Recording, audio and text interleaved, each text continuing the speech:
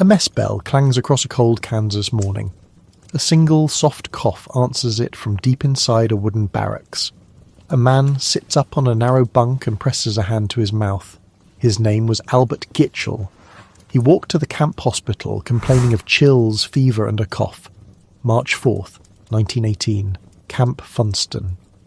Camp Funston sat inside Fort Riley, on a wide, flat prairie of hard-packed dust. It was one of many hastily built training camps springing up across the country. Tens of thousands of young men filled its rows of long, low barracks. They came from farms, factories and towns, from every state and from many different lives. They slept shoulder to shoulder on narrow bunks and rose before dawn for drill. They breathed the same cold air, the same wood smoke, the same sweat. Buckets were shared, cups were shared, blankets circulated from bunk to bunk. The camp smelled of soap, tobacco, metal, and the hot tang of disinfectant. In those first days, a single cough could sound ordinary and pass unnoticed. It could sound like exhaustion after a hard day of marching. It could sound like dust and cold, and a throat scraped raw by wind. The infirmary took Gitchell, examined him, and recorded a brief note. Within 48 hours, more men reported similar fevers and coughing fits. Doctors set extra beds into tents and stretched the wards into gymnasiums. Nurses moved from cot to cot with a steady, widening rhythm of care. The sick list grew by the hour. Soldiers did not stay put. They trained, then boarded trains bound for other camps across the United States. They marched to embarkation points and then into crowded troop ships steaming for Europe. War logistics moved bodies with efficient haste. A seasonal virus found a conveyor belt of hosts.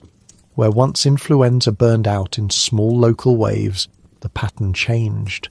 Millions of soldiers in transit mixed cities, regions and continents. Close quarters, shared food, and long journeys made travel itself contagious. Back in the barracks, men coughed into their sleeves and tried to work through fever. Officers recorded absences and reassigned duties. Some commanders dismissed the illness as a bad strain of ordinary flu. Others recognised an unusual quickness to decline and called for reinforcements. By the time trains left Camp Funston, dozens of infected men were already aboard. They coughed into the night air as boxcars creaked and the wheels began to turn. They carried with them a virus that a few weeks earlier would have stayed local. Across rail yards and river crossings, the pattern repeated. A coughing recruit arrived at an intermediate camp and sat among new faces. He slept on a bunk that hours earlier had held another man from a different state. Within days, the second camp reported cases. Ship holds filled with soldiers breathing shared air for days on end. A cough in a steerage corridor could become a cough in a trench 2 weeks later. Letters and orders moved faster than pathogens, but pathogens moved most efficiently of all. Physicians at Funston saw a range of symptoms that puzzled them. Many patients had a high fever, a raw hacking cough, and bone-deep exhaustion. A smaller number developed severe pneumonia that filled lungs with fluid. Those men could deteriorate within days, sometimes within hours. Treatment then was largely supportive. Warm broth, fresh air when possible, nursing hands and watchful eyes. There were no antiviral drugs, no intensive care units, and no oxygen therapy as modern medicine knows it. Doctors tried fever-reducing medications and steam inhalations. They isolated the worst cases when space allowed. Isolation helped sometimes, but the camp was not designed for it. The rush of mobilization had prioritized speed over space. Barracks were meant to hold recruits for a short season of training and then shake them out to war. The illness exploited that transience. An infected cohort could disperse and seed new outbreaks before anyone connected the dots. Public health systems in 1918 lacked the surveillance networks of later decades. By the time health officials recognised a pattern beyond the camp, the virus had travelled. Words and names give weight to what otherwise feels like abstraction. Albert Gitchell is one such name. His cough marked a beginning that only later became visible in tragic fullness. Camp Funston is another name listeners must remember. A single training camp on a common prairie became an unwitting launch point. Modern war logistics amplified an ordinary seasonal event. Concentration of hosts made transmission intense and efficient. Transport multiplied opportunity and erased the normal geographic pauses of seasonal influenza. Where people once had months between distant outbreaks, soldiers carried infection across oceans in days. The usual winter lull or regional limit did not hold in 1918. The human scenes inside the barracks showed this transformation. A young corporal with a swollen face coughed through a letter from home. A recruit who had never been ill in his life lay pale and listless on a cot. A nurse, hair pinned back, read the chart by candlelight and toggled back and forth between beds.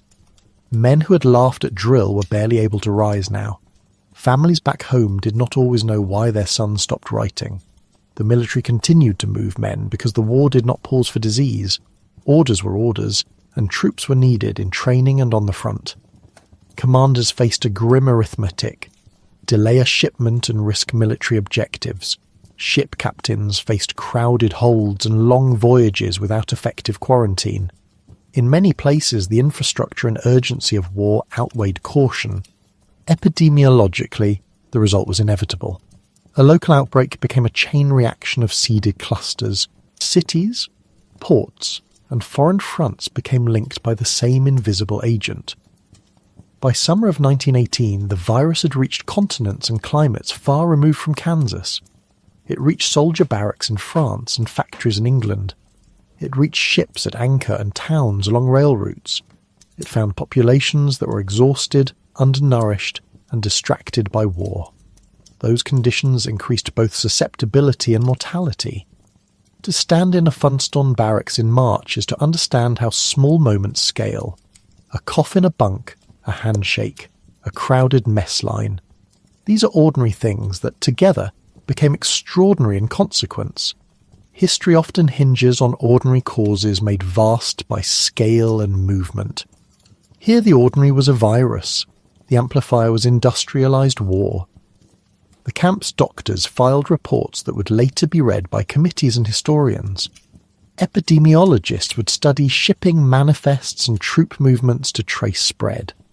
But in real time, the focus remained immediate and practical.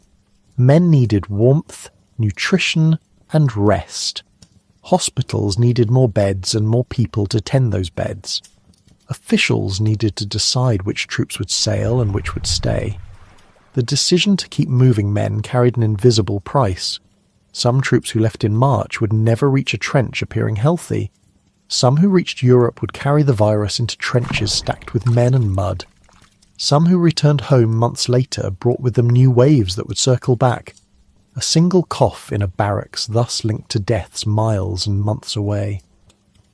The story of Camp Funston matters because it shows how modern systems can reshape a microbe's reach. It matters because it forces a question that will recur throughout this history. How do societies balance urgent military or economic movement with public health? The answer in 1918 was tragic and revealing.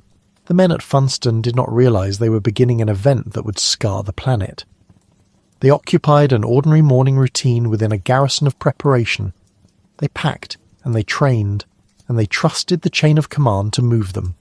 They coughed, and they continued to board trains. The result would become a global mortality and a lesson about the costs of speed.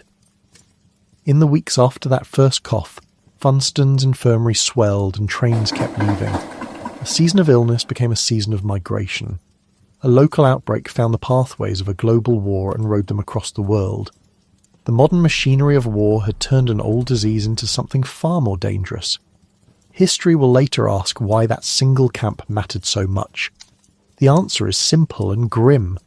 Scale and mobility made an ordinary infection devastatingly new. From a cough in a barracks came a pandemic that reshaped nations, medicine, and memory. The work of tracing chains, of learning and of remembering begins here. It begins on a cold morning at Camp Funston, with a bell and a cough. A British morning paper printed 3 columns of victory dispatches and no local obituaries. readers found troop movements, ration schedules, and patriotic sermons. What readers did not find was sickness in their own streets. In Madrid, a single headline broke that silence with a different logic. King Alfonso XIII was ill, May of 1918.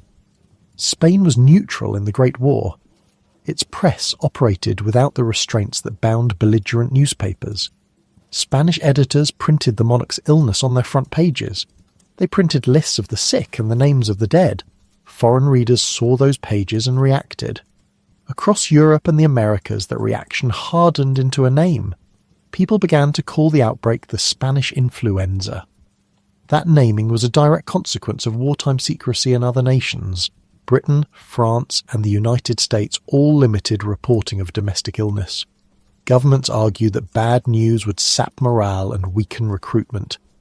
Military censors reviewed dispatches, telegrams, and letters for forbidden lines.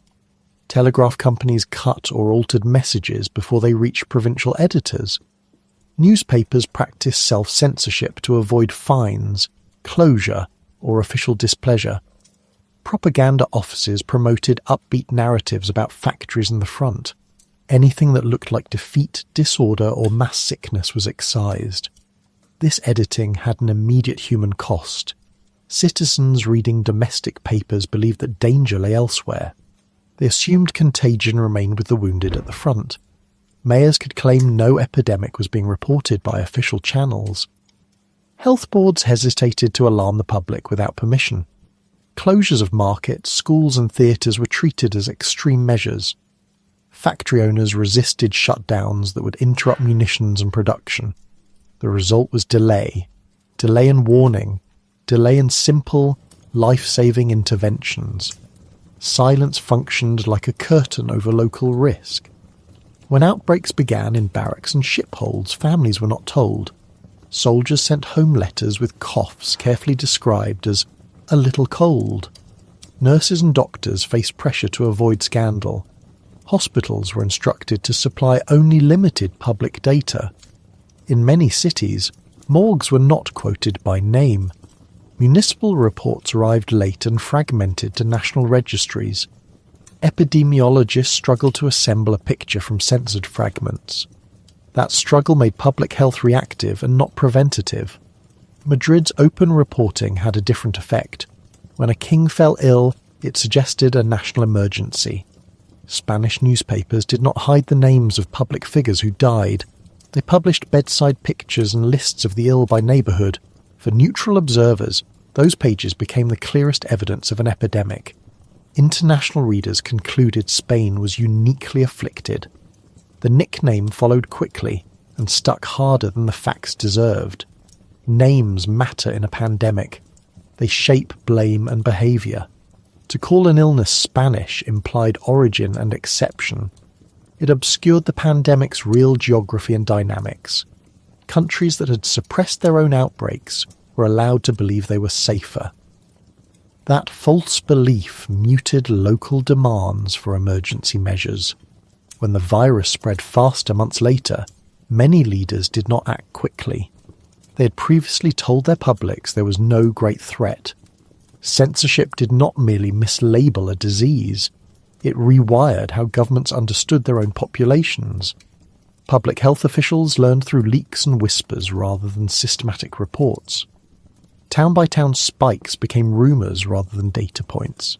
Doctors in provincial hospitals sent handwritten reports that arrived weeks later. By the time officials could aggregate numbers, the moment for early intervention had passed. Containment requires speed. Censorship brought delay instead. Silence also produced unequal historical memory. Because Spain had reported, its suffering entered foreign newspapers. Because Allied nations had suppressed, their civilian deaths remained hidden in municipal ledgers. Later historians faced skewed archives. Some national death tolls were undercounted for decades. The smothered voices of urban poor and factory hands were harder to find. Public mourning in some countries was muted by the earlier policy of concealment. The decision to shield citizens from bad news shaped what was remembered. There was also a political calculus behind the concealment. leaders feared that admitting domestic illness would hamper conscription and production. They feared strikes, desertion, and political unrest at a perilous time. That fear was not irrational in a year of revolutions and shortages, but the policy treated accurate information as a liability rather than a responsibility. In choosing short-term public calm, officials traded away long-term preparedness. That trade had a cost measured in bodies and entire families broken. The fog of censorship altered scientific work.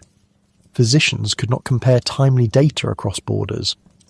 Without reliable case counts, it was harder to track how fast the virus moved. Patterns of mortality by age and by place emerged only after much delay. Researchers who wanted to model spread found only partial and partisan sources. Even the basic question of whether the disease peaked in spring or fall was muddied. Those gaps hindered coordinated international advice and action. There were human stories inside every censored line. An editor in Manchester might cut a short paragraph about a local hospital. A telegrapher in Halifax might truncate a nurse's dispatch. A mother reading a paper in a French town might miss a warning entirely. Those small acts of omission added up across towns and ports. They turned information scarcity into a structural vulnerability. At the same time, Spain's open reporting had its own tragedy. Madrid's candid headlines exposed the nation to international stigma. Travellers and trading partners saw Spain as the face of the disease. Tourism and exports suffered in some quarters. Neutrality did not protect the Spanish from blame or economic pain. A name had consequences far beyond newspapers' ink. By the summer of 1918, the international press painted a distorted map. Neutral papers showed cities with rising death lists. Belligerent papers emphasised the front and downplayed domestic mortality. The map that diplomats and public health officials consulted was incomplete. That incomplete map led to incomplete responses. Silence also shaped the social atmosphere. When official pages were blank on sickness, rumour flourished. Neighbours relied on rumour to interpret coughing nights and closed curtains. Rumour bred fear and scapegoating. Minority communities bore suspicion and disproportionate blame in some cities. Without official clarity, social tension sharpened in the face of illness. The choice to silence was political at its root. It was a wartime decision about the balance between morale and transparency. It was not an accident of limited printing presses or poor telegraphs. It was an intentional strategy to manage a public narrative. That strategy created an information vacuum precisely where clarity mattered most. There are lessons in that vacuum.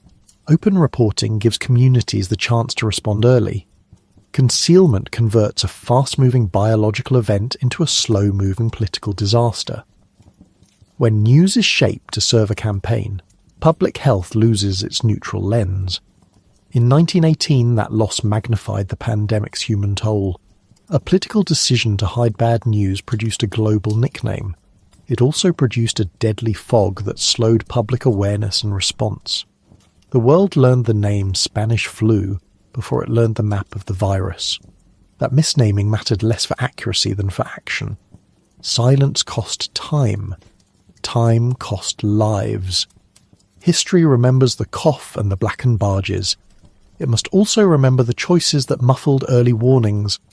The silence we have heard in this chapter set the conditions for a later, deadlier return. When the virus came back, the world would be more exhausted and less prepared. The next blow would arrive with consequence fueled by earlier omission. The politics of concealment made the spring of 1918 feel like an ethical fault line. What nations omitted became as consequential as what they reported. Morgues filled so fast that cold rooms became waiting rooms for the dead. Church bells began to toll and never seemed to stop. The bell hung over streets, over hospitals, over parlour doors where bodies lay. At first the bell marked a single funeral. Then the bell marked dozens. Then the bell marked a city made of graves. Autumn of 1918 arrived like a rumour and left like a verdict. This was the second wave, and it was worse. It killed faster. It killed in greater numbers. It turned ordinary days into a sequence of last words. Hospitals ran out of beds within hours. Nurses worked through nights without sleep. Doctors who remained fell ill in large numbers. Undertakers hired extra hands and still could not keep pace. Coffins became a kind of municipal currency. Cities dug graves by the dozen and buried in trenches. In one American city, an official decision shaped the course of those weeks. The decision looked small in a ballroom and huge by a hospital cot. Philadelphia made a choice to keep public life open. It held a parade for a war loan. September 28th, 1918. Citizens packed Broad Street shoulder to shoulder. Bands played. Soldiers marched. Banners waved over a crowd that would later mourn many of its own. Within days, the city's infirmaries brimmed with coughing men and women. Within a week, the hospital wards resembled barracks for the dying. The Liberty Loan Parade wanted money and morale. It delivered contagion. Officials had been warned about rising fevers. They feared dampening the war effort. They feared that cancelling the parade would hurt recruitment and bond sales. They chose the parade. The result was brutal and immediate. Makeshift morgues filled with bodies. Schools closed because teachers were sick or buried. Factories operated with half their workers standing. Rail cars carried the ill in numbers the system had never anticipated. The bell kept tolling. A few hundred miles away, another city made a different choice. St. Louis closed its schools. St. Louis banned public gatherings. St. Louis shut theatres and churches. Dr. Max C. Starkloff. He acted fast. He did not wait to see a cascade. He ordered social life stopped to slow contagion. His orders looked drastic to many at the time. They looked practical in the aftermath. The comparison became a textbook for public health. St. Louis ended up with roughly half the deaths per capita that Philadelphia suffered. The difference was not a small statistical quirk. It translated into thousands of lives saved. Those lives were husbands, wives, children, co-workers. Where leaders closed schools early, hospitals were less overwhelmed.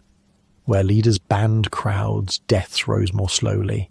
Where officials delayed, the sick doubled and then redoubled within days. The virus exploited gatherings the way water exploits open doors. A single parade could change a city's mortality curve in less than a week. Grief in autumn was a daily commodity. Families watched their kitchens empty of light and then fill with mourners. Funeral processions were too long for one bell to honour properly. Undertakers sometimes borrowed horse teams and men from army surplus. Bodies waited on parlour floors or in church aisles before being taken away. The bell called neighbours to the next in a long line of funerals. The medical system itself became part of the story. Many physicians served overseas with the army. Nurses were scarce and overworked. Supplies were short. Antiseptics were used. But there were no antibiotics to fight complications. Pneumonia followed influenza, and it was often lethal. City hall choices mattered as much as hospital beds. One public meeting could seed an epidemic. One closure could bend the curve and buy time. Time meant fewer simultaneous patients in a ward. Time meant that those who fell ill had a better chance of care. Public reaction to closures was mixed and often fierce. Some saw bans as proper and necessary. Others called them panic or unpatriotic. Newspapers argued and some politicians feared political backlash. But the epidemic paid no attention to rhetoric. Streets emptied in cities that closed. Silent storefronts replaced crowded sidewalks. Children played in corners of vacant squares while bells marked funerals elsewhere. In those towns, hospitals kept a steadier rhythm. Staff could triage and care without constant triage collapse. The bell, once a neighbourhood sound, became a national one. People began to count the days between tolls. Mothers knew which bell would ring for their block. Undertakers learned the pattern of each neighbourhood's grief. The sound moved from ritual to calendar. Later public health researchers would return to these autumn weeks. They found patterns in closures, timing, and mortality. Early interventions mattered measurably. The St. Louis-Philadelphia comparison became a headline example. It showed non-pharmaceutical measures could work before vaccines existed. But getting cities to act was never simple. War pressure, economic fears, and civic pride influenced decisions, and the virus exploited any human hesitation. A parade, a sermon, a crowded theatre, a full streetcar, all served as amplifiers. Every delay multiplied cases by transmission. The knife edge of those weeks was personal. A man could be healthy on Wednesday. On Thursday he felt feverish and weak. On Friday he coughed blood into a handkerchief. By Saturday his family would notice his face turning blue. By Sunday he might be gone. Hospitals used every square foot they could find. Armories and warehouses became emergency wards. Police stations and community centres held the sick in cots. Cold storage trucks sometimes stood outside to hold bodies. The bell tolled as these spaces filled with the living and the dead. Civic leaders who acted early faced criticism and relief in equal measure. They lost some businesses and public functions. They saved citizens from a deeper catastrophe. That trade became the central moral question of the fall. It remains a lesson when societies must choose between short-term normalcy and lives lost. As bodies accumulated, record-keeping became grimly practical. Doctors tallied symptoms. Undertakers tallied burials. Clergy kept lists of parish deaths. Health departments published daily counts that communities scanned like weather reports. People tracked the bell more closely than the noon paper. By late autumn, the second wave had crested in many places. Cities that intervened early saw sharper declines in new cases. Cities that delayed endured longer tales of death. The raw arithmetic of the season was unforgiving. Small differences in timing multiplied into vast differences in outcomes. When history later tallied the toll, the second wave dominated the ledger. It accounted for the largest fraction of deaths in the pandemic. And the evidence pointed to an essential truth. If leaders had acted differently in a few weeks, lives would have been spared. Choices mattered. In Philadelphia, the parade became a cautionary tale. In St. Louis, early closure became a model for containment. Across the nation, municipal decisions carved two paths through the same storm. One path led to overwhelmed hospitals and constant funeral bells. The other path led to fewer dead and fewer tolls. The autumn bell remained the story's heartbeat. It began as a familiar note and ended as an indictment. It asked a terrible question silently. Could civic resolve stop a disease without medicine? The answer arrived in the form of fewer tolls in cities that chose early action. In those weeks, the choice between public ritual and public safety was literal. A parade or a closure, a sermon or a ban, a school day or a shut door. Each choice changed the course of a life. And in that autumn, those small decisions added up to tens of thousands of lives. They carried the coffin out of the barracks under a grey spring sky. Men in uniform stood at rigid attention and looked away from empty bunks. A folded blanket and a mud-streaked uniform lay where a man had slept. He was 28 years old, too young. The flowers on the coffin were cheap and already damp from rain. A mother touched the wood with trembling fingers and would not speak. This was not an isolated grief. It repeated across towns, ships and camps in 1918. Doctors noticed something impossible on their charts. Deaths were high among infants and the elderly. Then a second spike rose among people aged 20 to 40. Epidemiologists drew a letter on the page. It looked like a capital W. That shape broke expectations about influenza deaths. Seasonal flu normally kills the very old and the very young. Those groups have the weakest immune defences. The 1918 pandemic turned that rule upside down. Strong, vigorous adults dropped in home parlours and hospital wards. A single cough could begin a race against time. People healthy at breakfast were gasping by dusk. Families watched husbands, fathers and daughters vanish in a matter of days. Why did this happen? The answer sits at the meeting point of biology and circumstance. Modern researchers propose two lethal partners. First, an overreaction by the body itself. Second, bacterial invaders that seized damaged lungs. The body's fire brigade sometimes turned into an inferno. Doctors called it a cytokine storm in plain language. Immune cells released a flood of chemicals into the lungs. Those chemicals made capillaries leak and air sacs fill with fluid. Breathing became like trying to inhale through a wet sponge. Young adults had the strongest immune systems. Their strength worked against them in this case. Meanwhile, ordinary bacteria moved in. Pneumonia followed the initial viral attack in many cases. Autopsies from military hospitals showed lungs clogged with pus and bacteria. Common organisms such as Streptococcus and Staphylococcus were often present. Antibiotics did not exist to treat those infections in 1918. Doctors could suction fluid and apply steam treatments, but they had no antimicrobial weapon. Without antibiotics, secondary bacterial pneumonia was frequently fatal. One leads to the other in a simple sequence. The virus knocks down the lung's defences. The immune reaction then rages uncontrolled. Bacteria exploit the damaged tissue. The combination kills the patient. Laboratory work and modern sequencing support this picture. Researchers have reconstructed the virus from preserved tissue. They have observed immune markers consistent with overreaction. They have also found bacterial genomes in many samples. Taken together, the evidence points to a twofold cause. Biology, however, does not explain everything. Social conditions shaped who caught the virus and who died. Crowded military camps were breeding grounds for transmission. Men slept shoulder to shoulder and shared cups and utensils. Troop ships packed thousands into tight quarters for transatlantic crossings. Urban factories kept assembly lines running with minimal space between workers. Nutritional stress and long working hours weakened resistance in many. Psychological stress from war also suppresses immune function. Age distributions then also mattered. Many men aged 20 to 40 were in uniform or in war industries. They moved from camp to front to ship to city.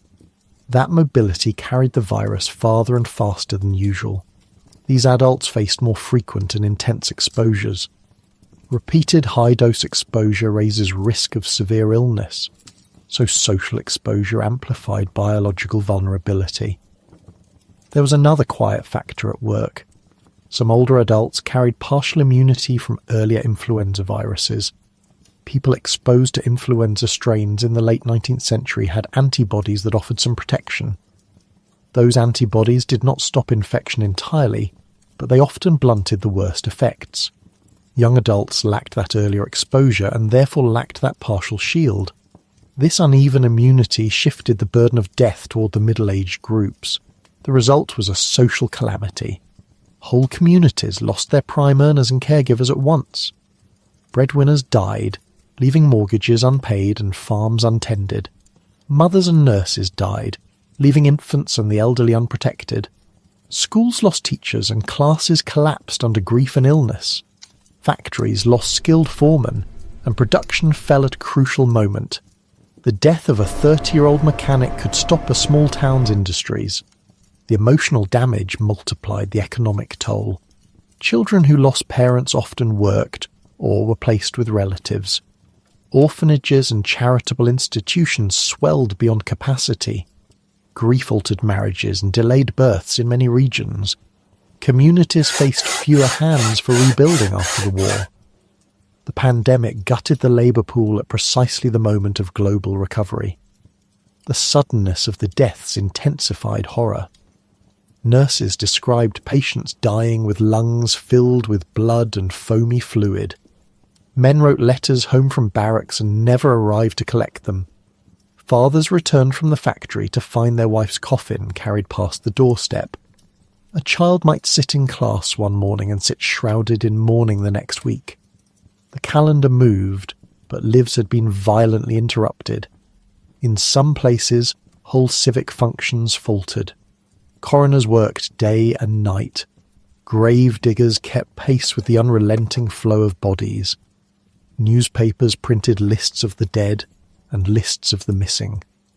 Officials rationed medicine and ordered closures of theatres and churches.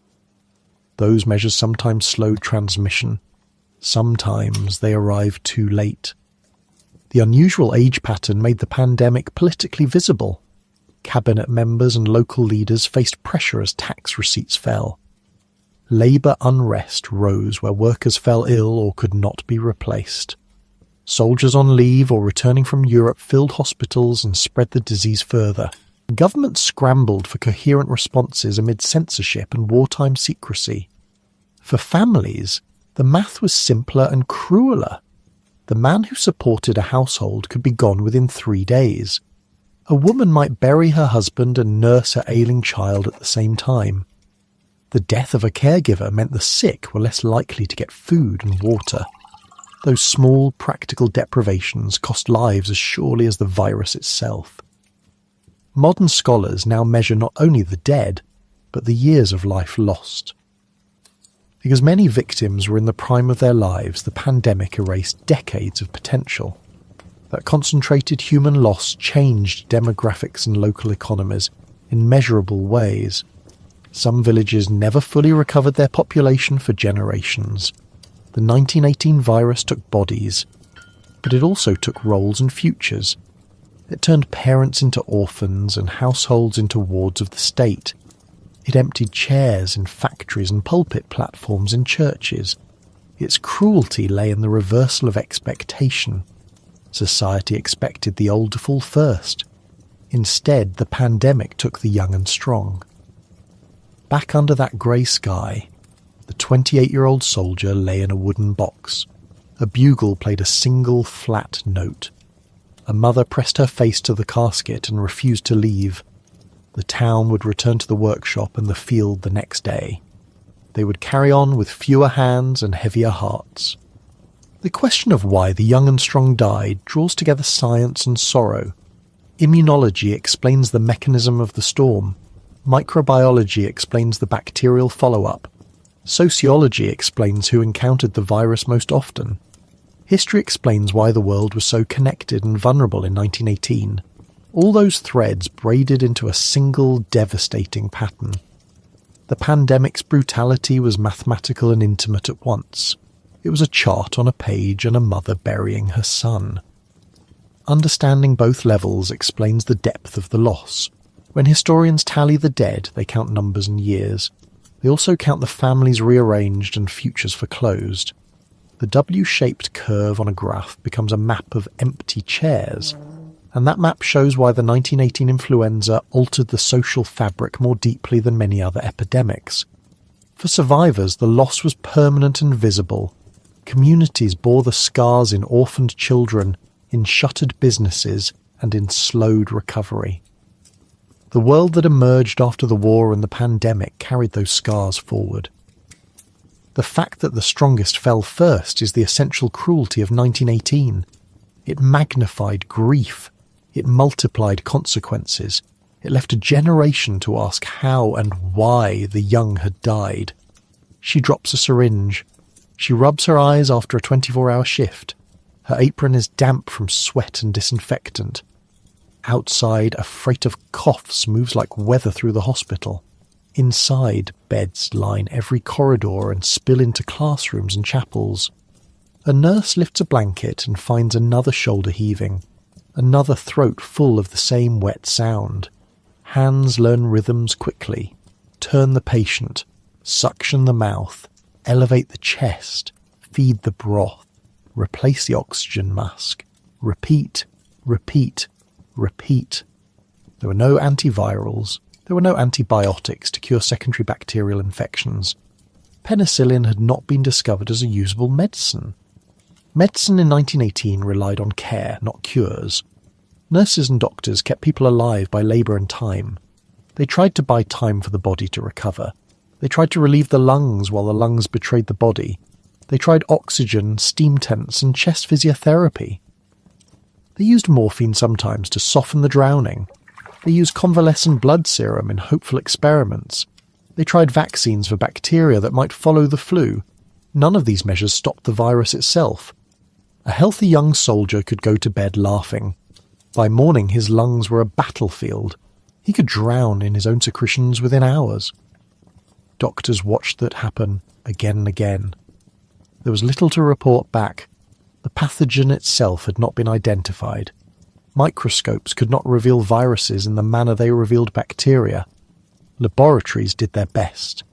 They cultured bacteria from sick lungs and treated what they found. Often they found pneumococci and streptococci invading the wrecked lungs. Without antibiotics, those bacterial invaders were often fatal. Into that gap stepped the nursing force. Hundreds of thousands of volunteers answered the call in city hospitals and military camps. They were women and men, veteran nurses and classmates pulled from classrooms. Medical students left lectures to stand watch at bedsides. The Red Cross became a labour agency for care. Hospitals shortened training and sent novices into full wards. That helped the sick earnestly. It did not cut the death toll enough. Staff became patients. As caregivers fell ill, the strain multiplied. Whole wards would suddenly be 2 nurses short and 200% busier. A surgeon might find himself a night nurse. A school gymnasium became an intensive ward. Pianos were removed. The room smelled of liniment, cod liver oil, and the sharp bite of disinfectant. Relatives brought simple comforts, hot tea, folded clean sheets. But comfort could not replace what medicine did not yet possess. Patient records filled with the same desperate notations: high fever, blue lips, rails, and bloody sputum. Chest x-rays showed lungs clouded like stormed glass. Doctors tried to keep air moving through the chest. They recorded the failure of the heart after the lungs collapsed. They recorded the failure of otherwise young immune systems. They did not understand cytokine storms then. They did not call it that. They called the clinical picture complicated and savage.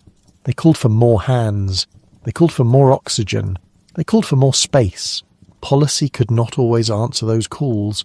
Wartime priorities funneled resources to ammunition and troop transport instead of hospital supplies. Ships carried stricken units across the Atlantic, with doctors strapped to railings and no isolation cabins. Cities with robust public health departments fared better for a time. Cities without deep public health funding became overwhelmed quickly. The pandemic exposed the uneven geography of medical care. It exposed, too, the social geography of vulnerability.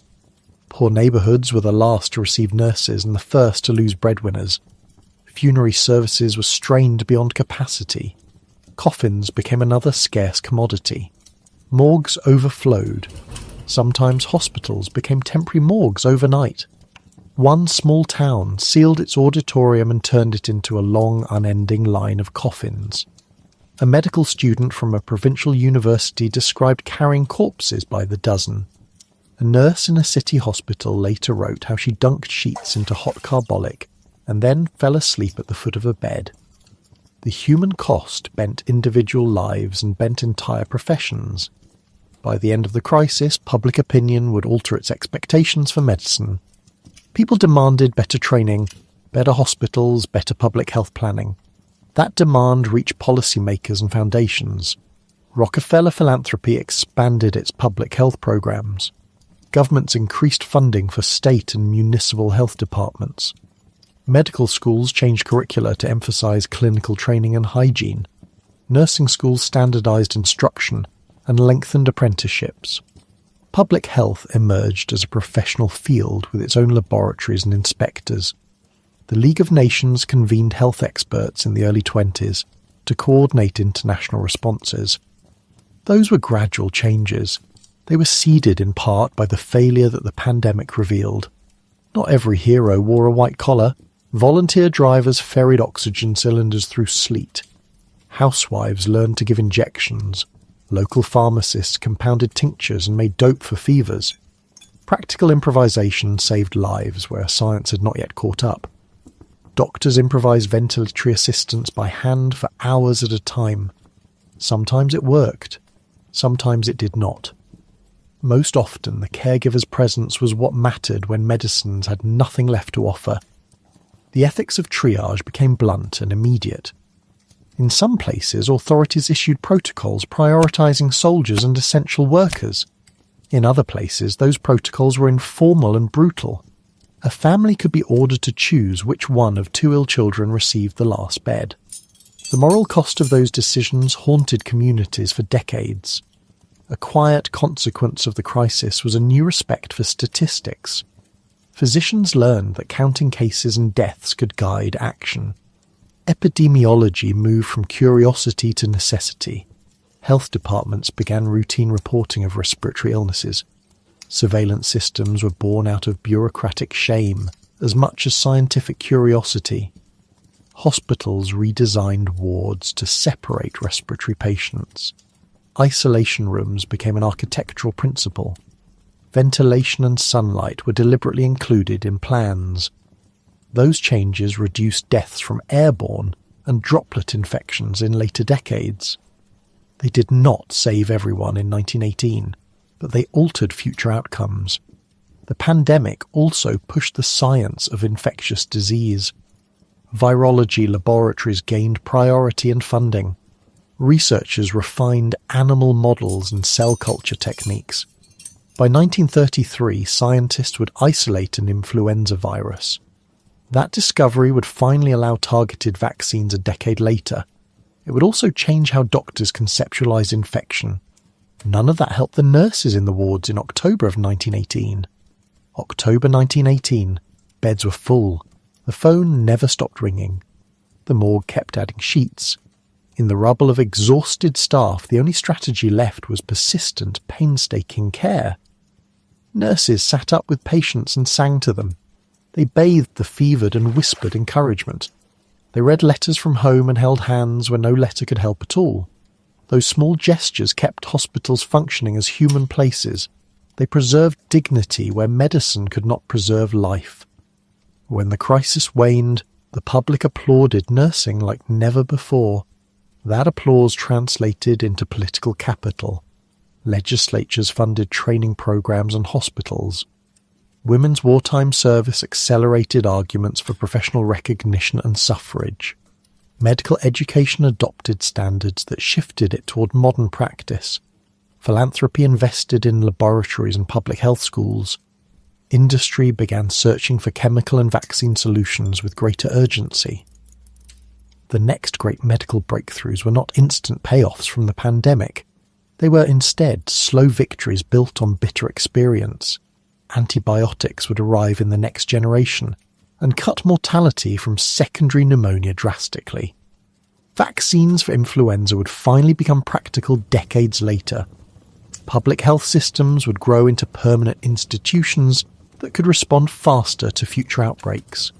The pandemic made those developments urgent. It made the argument for sustained public investment in health impossible to ignore. And personal memory held the cumulative grief. Families who lost fathers, mothers and children did not simply file claims and move on. Communities carried the absence. Medical professionals carried it too. They returned to wards changed, and they taught a new generation differently. Their courage remained immeasurable. Their courage, however, exposed limits that medicine could not yet transcend. That simple lesson reshaped 20th century health policy and research priorities. The image of the nurse at the bedside became a symbol of bravery. It also became a symbol of what happens when science lags behind an epidemic. The pandemic demanded better preparation. It made clear that heroism, no matter how committed, is not a substitute for infrastructure and research. What the nurses and doctors learned under fire defined how medicine would change afterwards. They learned tactics that saved lives the next time an epidemic struck. They learned the value of laboratories, reporting systems, and trained public health personnel. They learned to organise hospitals for airflow and isolation. They learned that rapid mobilisation of trained personnel mattered as much as ventilators would decades later. These lessons cost countless lives to teach. They also seeded the medical revolution that followed. In the wards where syringes clattered and blankets were replaced hourly, the future of public health took its first hard lessons. The work there was brave and necessary. It was not enough. That insufficiency is the harsh inheritance of the most violent spring in human history. Hoboken to Brest, Marseille to Bombay, Liverpool to Cape Town, Apia to Suva. Those routes read like an itinerary of global movement in 1918. They were conduits of people, supplies, empire, and of an invisible killer. Troop ships and merchant steamers stitched continents together at relentless speed. Railways acted as veins, pushing that flow deep into continents and villages. Camp Funstone's cough caught a system already tuned to move millions. Young soldiers boarded trains, arrived at ports, and steamed across oceans. Convoys landed in French and British harbours, then dispersed across Europe. Dock workers and innkeepers met them, and within days clusters appeared. More than 2 million American soldiers crossed the Atlantic in those years. Their movement created corridors the virus could ride for long distances. On ships, men bunked close, slept in hammocks, and breathed the same air. A single infected throat could seize dozens within the tight wooden hold. When a ship docked, the danger did not stop at the gangway. Station platforms, horse-drawn carts, and taxi stands became new contact zones. Rail timetables turned local outbreaks into national, then international waves. Colonial empires built iron rails that linked ports to the countryside. In India, those rails took fever from Bombay and Calcutta into villages. Returning soldiers and migrant workers filled third-class coaches, coughing silently. A cough on a train could cross a province before a single doctor arrived. Rural districts that rarely saw outside visitors suddenly counted bodies. Riverboats did the same in the Amazon basin, pushing sickness upriver. The pandemic mapped itself along the transport arteries of modern life. Ships carried influenza to islands with a cruelty geography could not defend. The story of Western Samoa is stark and short. SS Talloon departed New Zealand carrying sick passengers and crew. On November the 4th, 1918, Talloon docked at Apia and disembarked. Colonial authorities allowed landing without quarantine or adequate checks. Within days, families were sick. Within weeks, thousands lay dead. Western Samoa lost roughly 22% of its population. Across the water, American Samoa chose a different path. Governor John Martin Poyer closed the harbour and turned ships away. American Samoa recorded no influenza deaths during that catastrophe. A single harbour decision preserved an entire population from devastation. The contrast between the two Samoas makes one fact painfully clear. Ships deliver life. They also deliver death when unchecked and unprepared. India offers another, far larger and tragic example. 1918 and 1919 brought a catastrophe across the subcontinent. Estimates place the death toll between 12 and 17 million people. Whole districts lost 1 person in 5, sometimes more than that. Crowding, wartime shortages, and poor nutrition made populations extraordinarily vulnerable. British troop movements and supply lines helped seed outbreaks in ports. Soldiers returning from Mesopotamia and Europe arrived ill in Indian harbours. They boarded trains bound for towns and villages, and the fever followed. Fields lay untended, harvest dwindled, and food insecurity spread with the virus. The scale of loss changed labour relations, economies, and colonial legitimacy. The pandemic exposed how mobility combined with inequality to produce catastrophe. Cities amplified exposure through density, transport, and the pace of life. Tenements, factory floors, and packed streetcars concentrated people in tight quarters. A single cough on a tram could touch dozens within minutes. Hospitals filled too quickly. Makeshift wards and temporary morgues multiplied. In many cities, bodies stacked where funeral workers could not keep pace.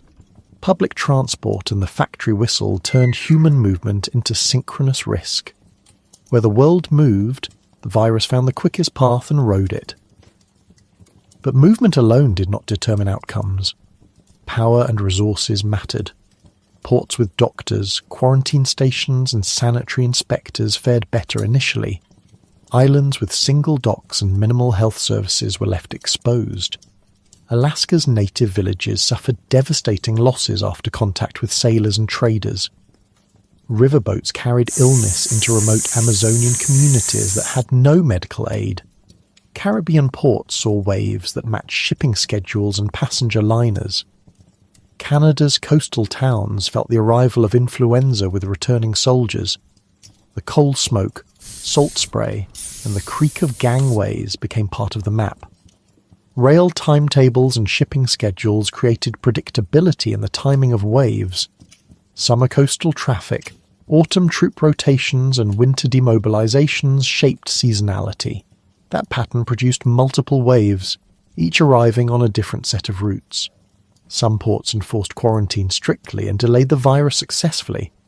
Others prioritized military and economic movement and saw higher mortality as a result. Quarantine could save thousands, but it required authority, resources, and political will. Many colonial administrations prioritized movement of men and material over civilian health. That imbalance magnified death where medical infrastructure was weak or absent. When demobilization began, the virus rode the return trains and ships home. Men came back sick and towns were unprepared for the incoming wave. Doctors and nurses fell ill, leaving clinics understaffed and overwhelmed. Supply lines broke when ports and rail yards closed under pressure. Funeral workers and clergy could not keep pace with rising mortality. The movement that linked markets also linked grief and economic shock. Governments learned, often painfully, that movement required monitoring and management. Port health officers began keeping logs of ships, crews, and symptoms. Railway stations recorded passenger lists where possible to assist tracing efforts. Those crude records were early precursors of modern disease surveillance systems. Public health measures widened from ports to whole cities and provinces. The pandemic pushed medicine and governments to think of space and networks. It also nudged planners to consider airflow, sanitation, and the built environment. Harbours installed inspection stations. Quarantine became a tool of public policy. Sometimes these measures arrived in time and sometimes they arrived too late. The geography of contagion also left a politics of memory and blame. Seaports became places to both mourn and to accuse officials of negligence. Colonial shipping policies were later criticised as callous and short-sighted. Communities that resisted landing sometimes looked back with a grim sense of relief. Maps made during and after the pandemic show a clear systemic pattern. Coastal nodes, rail hubs, and military ports light up first on every map. Then the glow spreads along trade routes, migration paths, and seasonal movements. The pandemic imitated the contours of global modernity more than it did chance. Tracing ships and trains therefore reveals both biology and the human order. Where people flowed, the influenza went. Where resources concentrated, survival improved. The costs of connectedness were not evenly distributed across the globe. This spatial story helps explain why the same pathogen produced such different outcomes. Ports, ships, and railways wrote the pandemic's map in iron and steam. Those routes also wrote the social consequences and the political aftermath. Policy followed, ultimately, as nations adjusted to the hard lesson of movement. Public health would never again view borders or transport as neutral spaces. The geography of contagion shaped not only death, but the architecture of response. And that architecture would influence how the world moved through the 20th century. Where people flowed, the virus followed. Where power and planning blocked routes, lives were spared. Do you know what you decided on September 28th? I allowed the parade, the mayor said. We had to show the city's loyalty. September 28th, 1918. A marching band, a sea of spectators, a city packed shoulder to shoulder. A single municipal decision became a public experiment in contagion. Across the country, mayors and health officers stood at the same crossroads. They balanced war fever, economic pressure, and frighteningly sparse medical knowledge. Some chose closure, some chose caution, others chose normalcy. Those choices shaped how fast the virus ran through streets and homes. In Philadelphia, the decision to proceed produced an immediate measurable spike in illness. Hospitals filled faster than staff could count beds. Nurses worked nights without sleep. Corpses stacked in private homes. Funeral parlours struggled to keep up. Families hid sick relatives because no hospitals could take them in. In St. Louis, leaders answered differently. They banned public gatherings. They closed schools and theatres. They did it early before the virus exploded through the city. Their epidemic curve rose more slowly. The peak mortality was dramatically lower. Comparisons between cities made a clear pattern visible over time. Early decisive social distancing lowered peak death rates and shortened outbreaks. Delays and half measures magnified the damage and prolonged suffering. Decision-making was not only medical, it was political, economic, and deeply personal. Mayors feared being called unpatriotic during wartime. Business owners feared bankruptcy. Newspapers pushed morale. The federal government urged unity and bond sales. Local health officials often lacked the legal power to close schools or churches. They issued warnings. They begged. They sometimes lost authority to elected leaders. The public also judged leaders by visible action.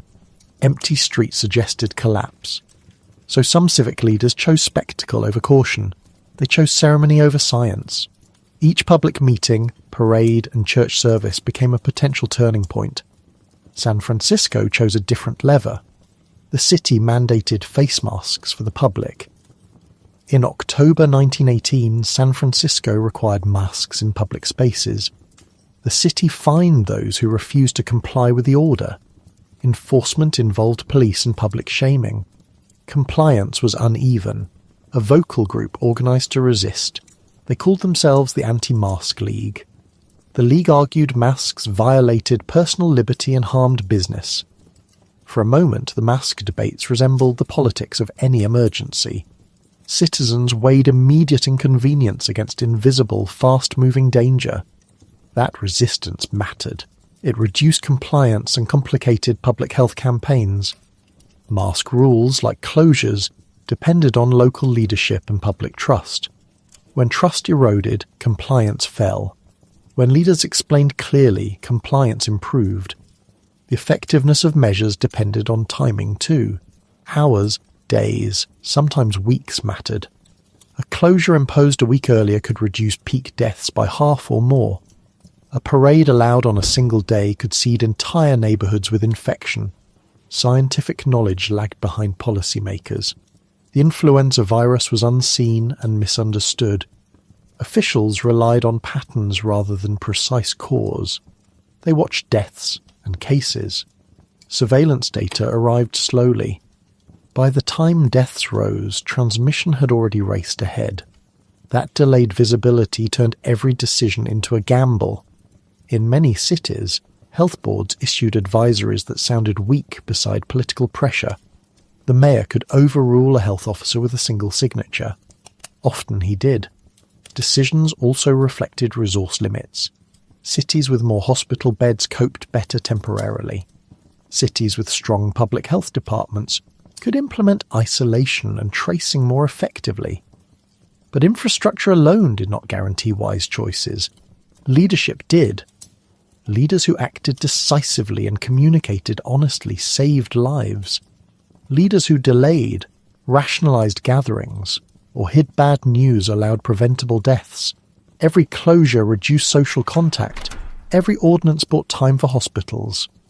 That time translated directly into lives saved. That is the stark calculus.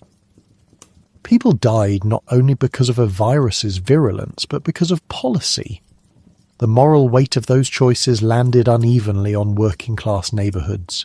Crowded housing, long working hours, and limited access to care magnified the consequences. A mayor could order a parade. He could not make overcrowded families suddenly have space. So the same decision could gut one neighbourhood and spare another. Media coverage also shaped local choices. Newspapers endorsed rallies or closures depending on politics. War censorship made the situation worse. Governments worried about morale more than transmission. When bad news was hidden, citizens could not adapt behaviour in time. Some health officers resigned in protest. Others were ignored and later vilified. A few leaders later stood before investigators asked to explain their choices. The questions were straightforward and brutal. Why did you allow the parade? Why did you delay? Answers often returned to the same themes: duty, economy, and uncertainty. Those answers did not lessen the consequences for families who buried daughters and sons. The crisis also created new vocabularies for public health authority. Cities developed ordinances, fines, and enforcement mechanisms they had rarely used before. Temporary powers hardened into permanent institutions over the following decade. Public health departments gained greater legal standing. Municipal planners rethought space. But the immediate effect in 1918 and 1919 was raw and local. In some towns, a mayor's decision closed schools and sent people home for weeks. In others, life went on and the death toll rose unpredictably. Two cities in the same state could have entirely different epidemic curves. That variation allowed researchers later to compare outcomes scientifically. They found that early, sustained interventions flattened curves and reduced total mortality. That finding reframed pandemic response as a matter of policy, not only biology. Pandemics thus became contests between microscopic pathogens and human institutions. Choices about parades, masks, and closures were not neutral. They had measurable consequences. Leadership style mattered. Communication mattered. Public trust mattered.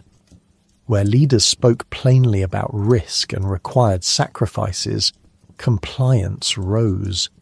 Where leaders downplayed danger, the virus found its openings. Communities also judged each other. Neighbouring towns compared their mayors' decisions. That comparison sometimes fueled resentment when one town's parade seeded another's family. After the pandemic waned, public memory often sought someone to blame. Some leaders were celebrated for courage.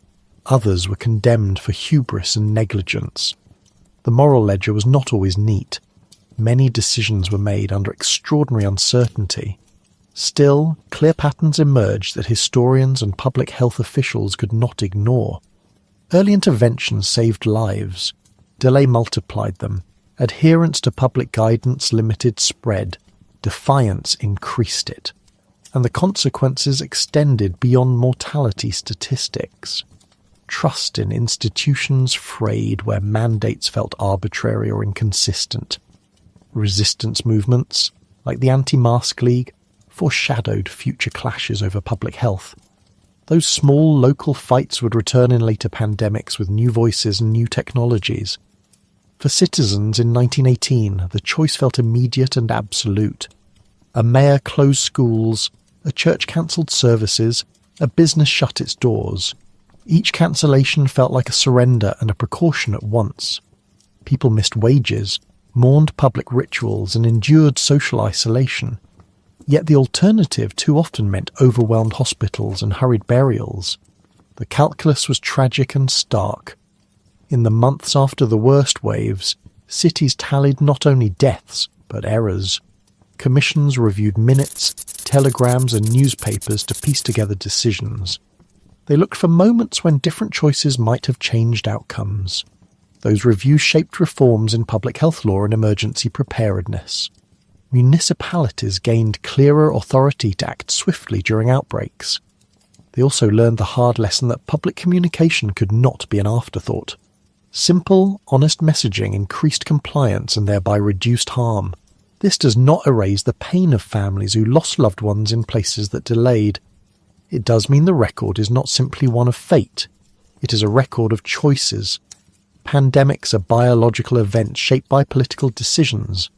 Leaders who acted early saved lives. Those who delayed paid with human cost. The decisions in mayoral chambers and health board meetings echoed across decades. They changed how cities govern, how doctors advise, and how citizens respond. When the next invisible threat arrived, the memory of that spring guided new choices. And the lesson of those fateful municipal moments remains urgent. Policy matters. Timing matters. Leadership matters. These truths turned a microscopic enemy into a public tragedy worth remembering. Dear mother, I cannot stop coughing. Silence followed it on the mantelpiece. I held his hand. I counted his breaths.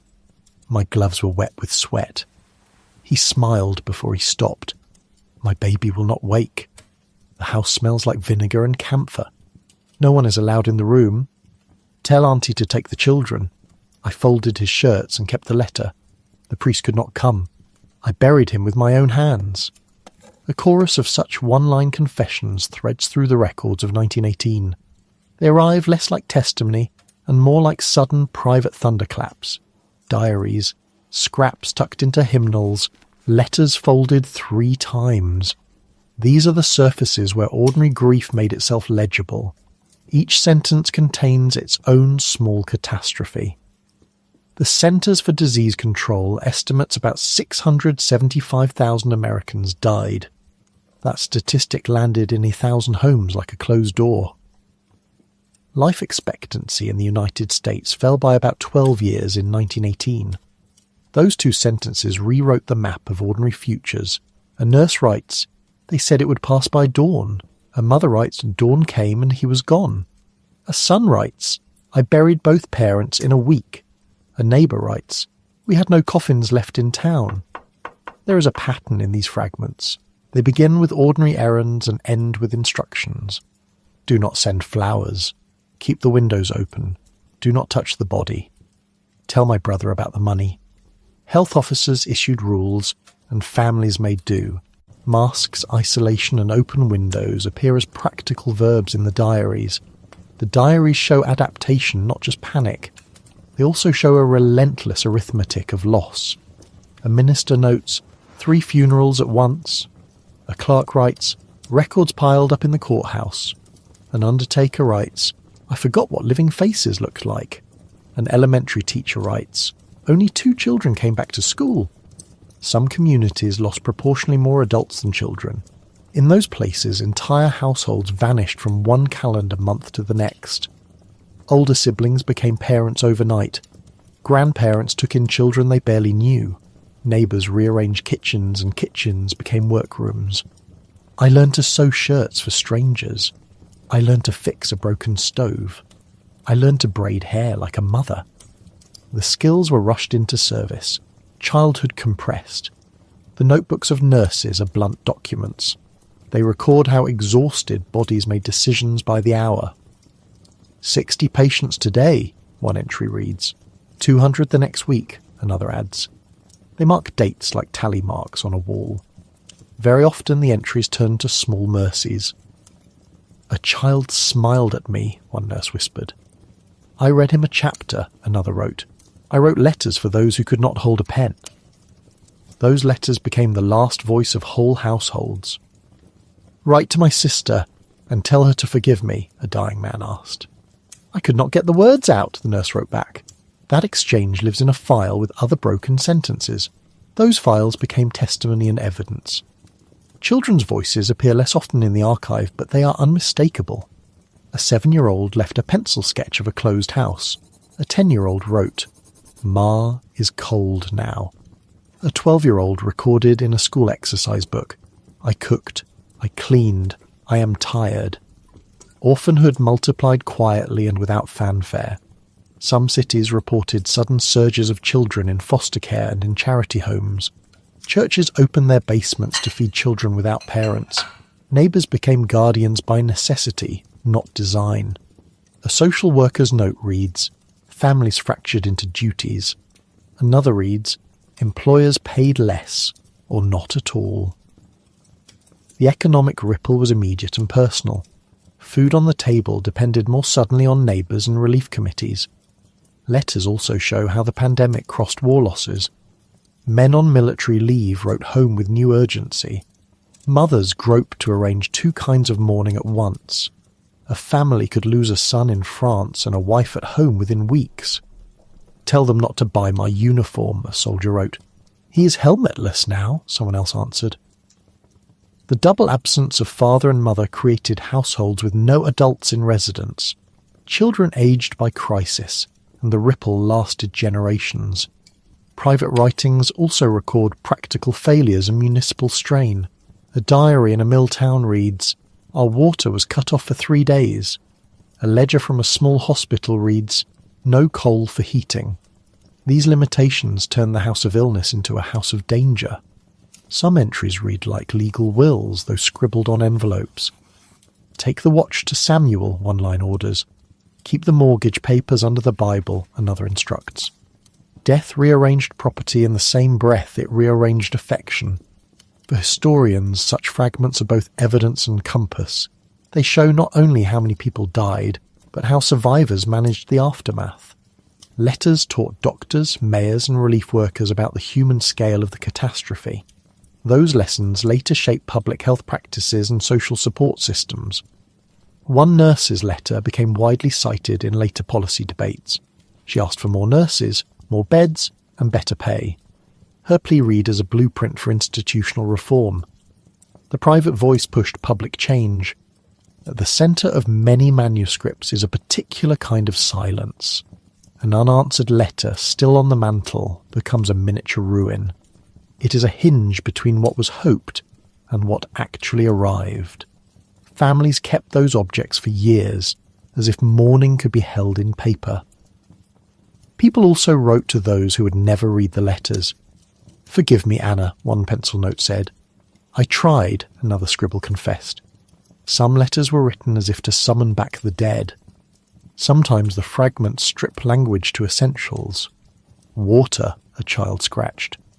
"Coal," a neighbour wrote. "Hunger," a parish account recorded. These single words speak with the bluntness of emergency. Other entries record quiet instances of collective tenderness. Neighbours left porridge on doorsteps. A widow was taught to feed a baby by a local baker. A teacher opened her classroom as a daytime shelter. That care saved many lives. It also wrote itself into the moral memory of towns. When newspapers later summarised the pandemic, they often missed these small acts. But the diaries preserved them. Even in language, the pandemic changed the tone of ordinary correspondence. Birthday cards arrived with instructions, "Do not visit." Wedding invitations turned into notices of postponed vows. The usual cadence of life was edited into a sequence of emergency notes. Sometimes the archive yields a single moment that stops the breath. A ledger entry with only one line, 10 babies abandoned on my doorstep. A register with 3 names struck out in a row. These lines are the cliff faces behind the statistics. 675,000 Americans. Life expectancy fell by about 12 years in 1918. Those facts are anchors for the moral weight of the letters. They tell why windows were left open and why quilts were passed from hand to hand. They explain why public coffers were suddenly tasked with private grief. The orphaned, in particular, became a long-term problem. Some states expanded funding for child welfare.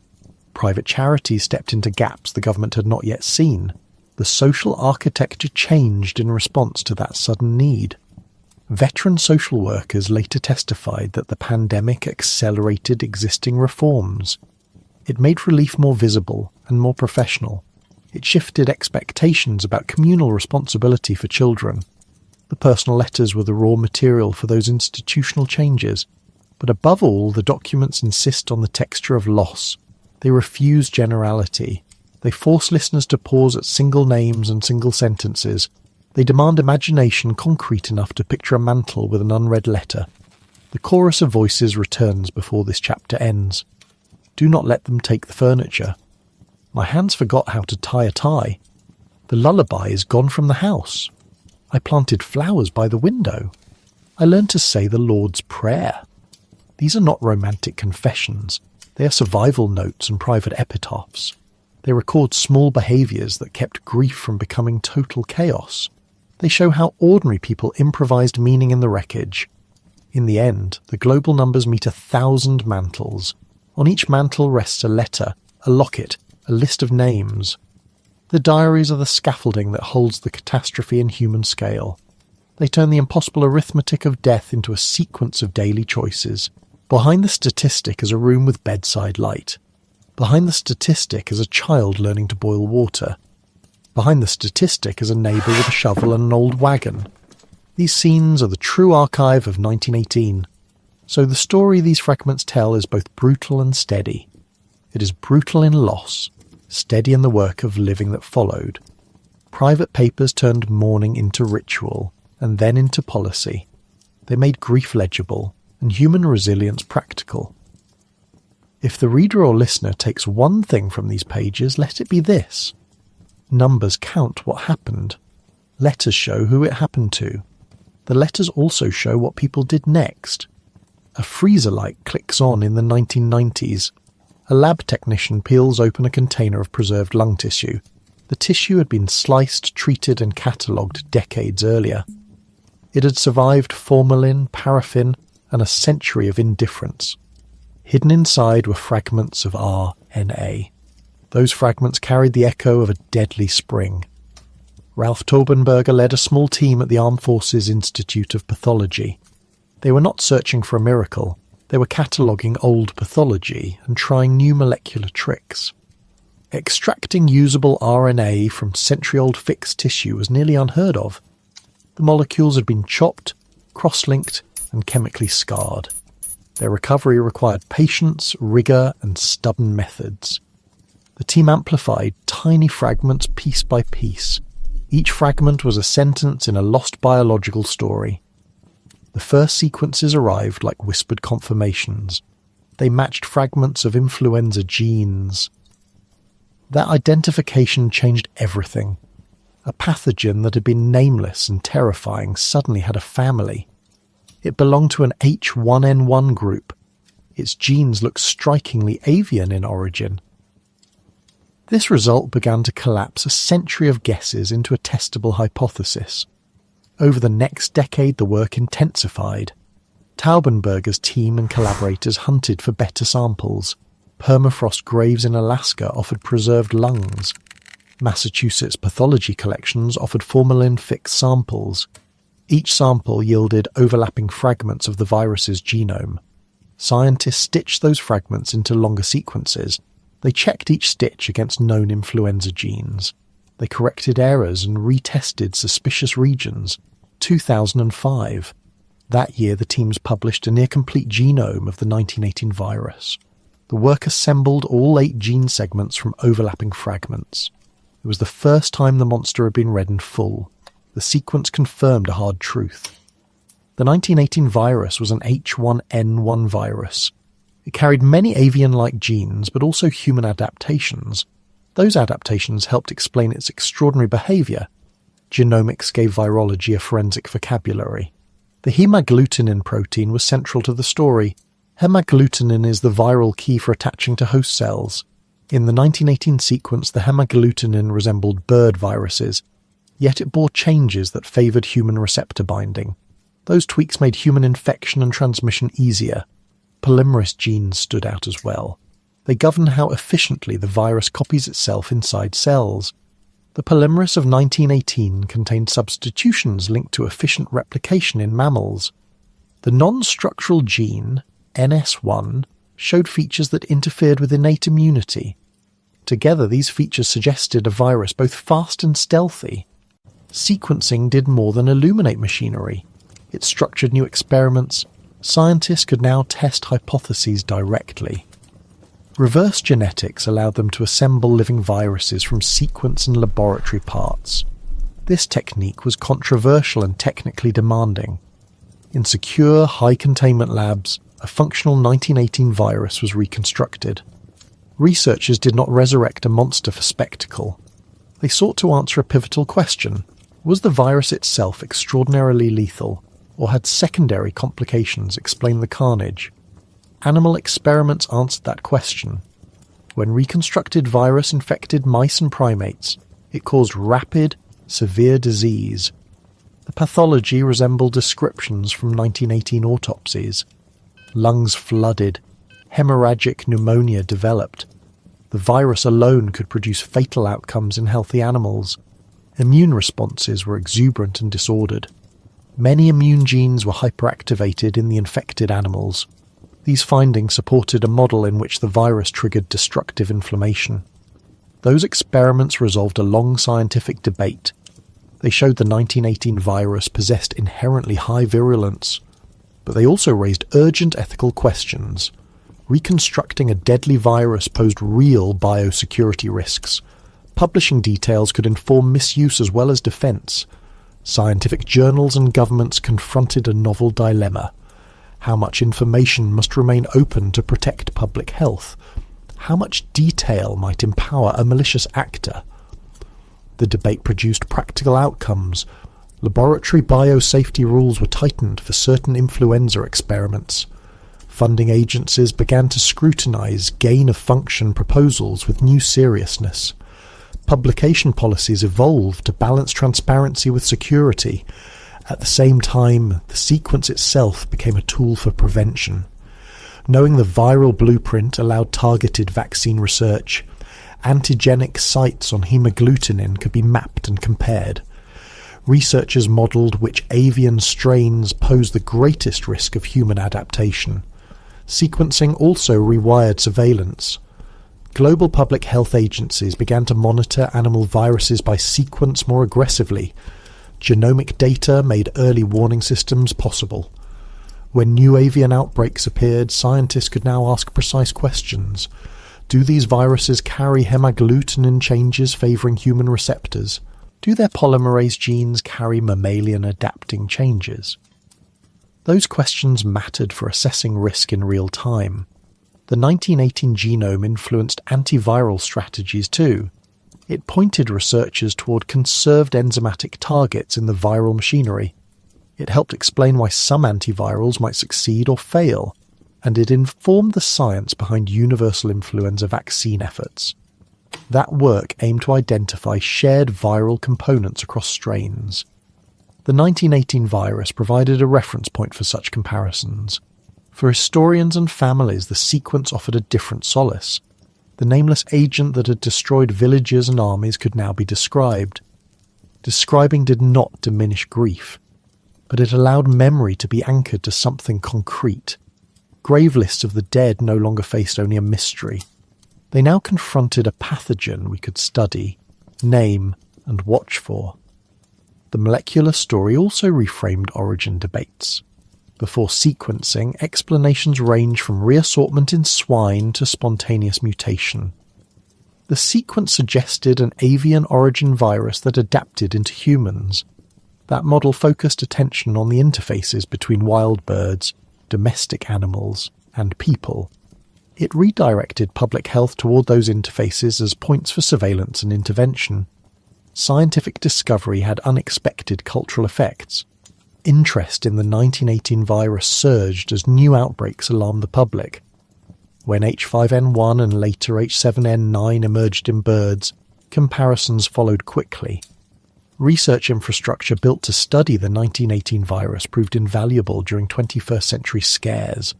Sequence databases, laboratory platforms, and expert networks were already in place.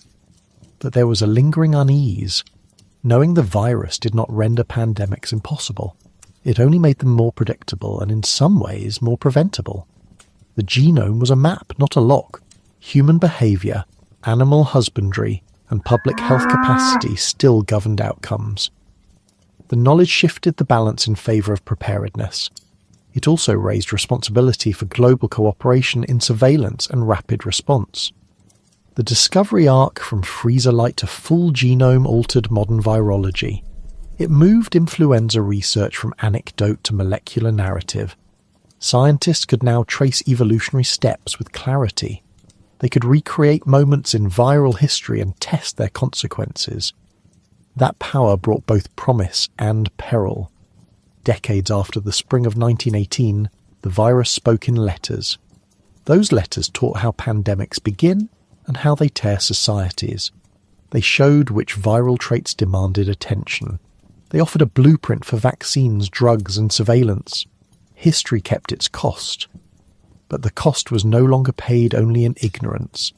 The terrifying mystery had become a known pathogen, and knowing it changed the course of science, policy, and preparedness. What was once an anonymous blow to humanity had become in time a key instrument of defense, a ledger closed, The factories that once hummed fell silent. Numbers on paper began to look like grave markers. Wages stopped. Rations diminished. Creditors waited with folded hands. The year was 1918. Europe and much of the world were already exhausted by war. Soldiers trailed mud across factory floors.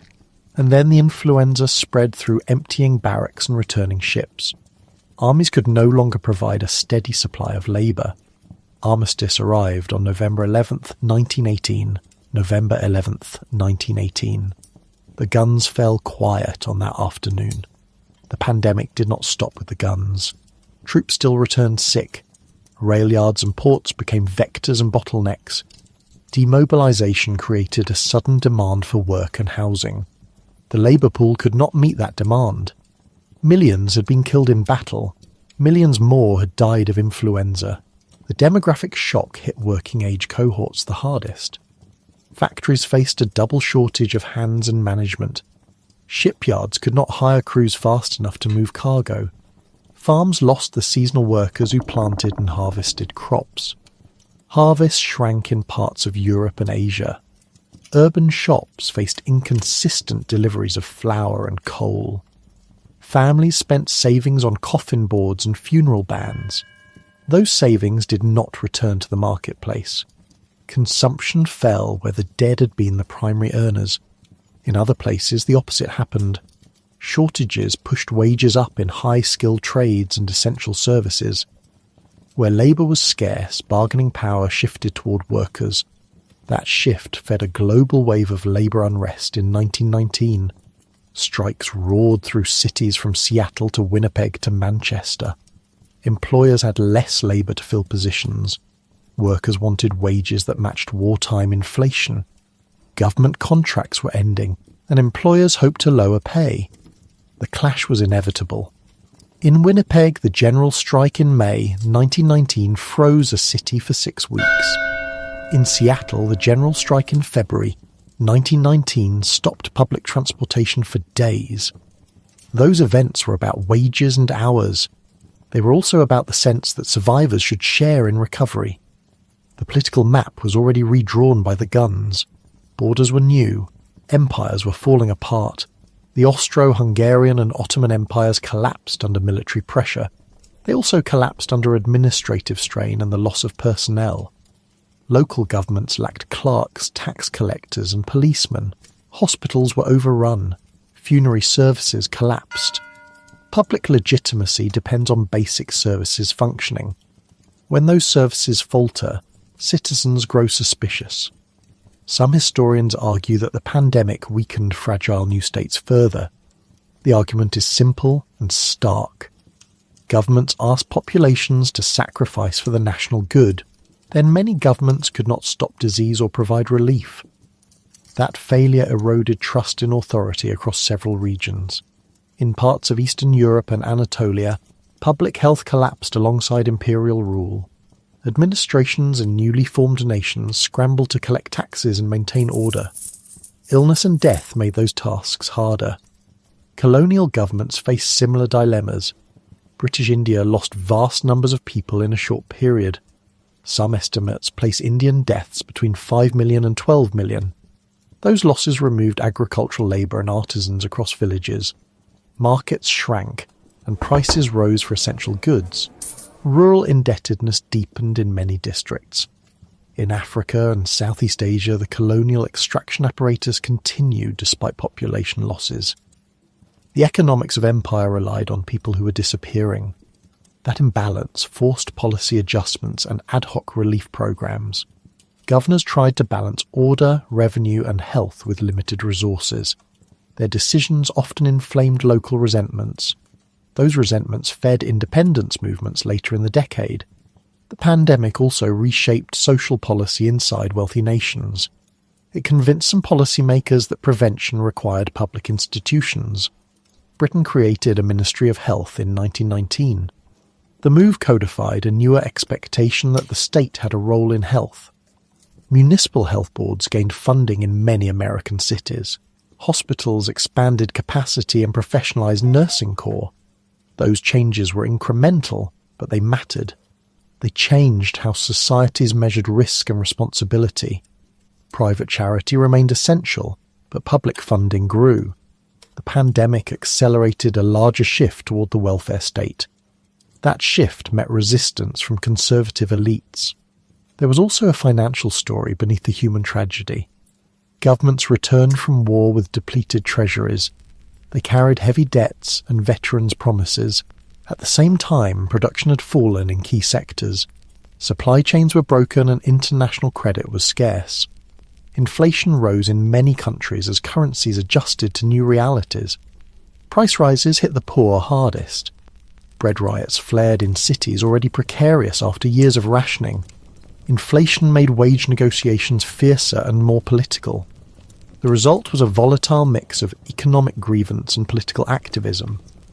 Where the state could not guarantee order, radicals gained traction. Revolutionary movements in Russia found a larger audience in struggling factories. Elsewhere, conservative forces clung to order by force. The pandemic did not create those ideologies. It supplied them with fresh recruits and new grievances. Business itself changed. Employers learned that disease could halt production faster than strikes. Factory managers began to think about ventilation, spacing, and sick leave. Some companies instituted pay for illness to keep skilled workers available. Others simply tightened discipline and surveillance.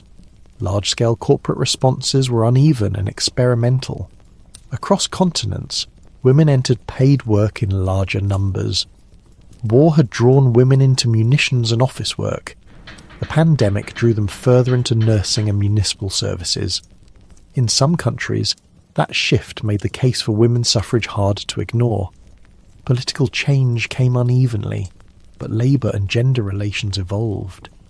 Demography mattered beyond the workplace as well. The mortality shock altered marriage and birth patterns for years. Communities with high losses saw delayed marriages and fewer births. The age structure shifted where young adults had died in large numbers. Those changes affected economies, pensions, and family support systems.